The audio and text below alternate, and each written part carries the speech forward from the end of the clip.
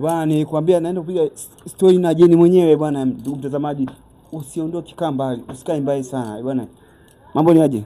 Poa mzima. Swali uko poa? Nipo poa sijui. Mambo yanaendaje? Nakushukuru Mungu. Uko fresh? Nipo fresh. Bwana naona unapiga pika samani kidogo, naona mambo ni mengi. Bila shida. Jina lako halisi unaitwa nani? Jennifer Ines Kambona. Aha. Bwana, sauni yako imeanza mwaka gani? Mwaka juzi. Mwaka juzi. Katika kazi yako sauni, changamoto ipi unapitia? Changamoto kwa wateja kawaida tu. Kama vipi? Yaani labda unaweza kukataja 2-3. Labda utamsuka mteja, hajaridhika napo, utamfumua, utamsuka tena kama kawaida. Ishakutokea kwako? Ishawahi kutokea mara moja. Bwana.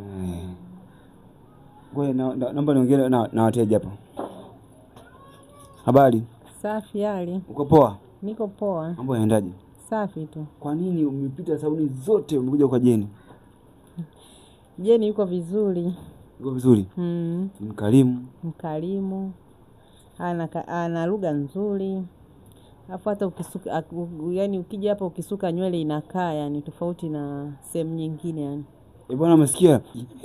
Salama. Uko poa? Niko poa. Unaona suka? Nasuka. Unamsaidia Jeni au sio? Mfanyakazi wa Jeni Beauty Salon. Bwana, changamoto ipi unapitia wewe?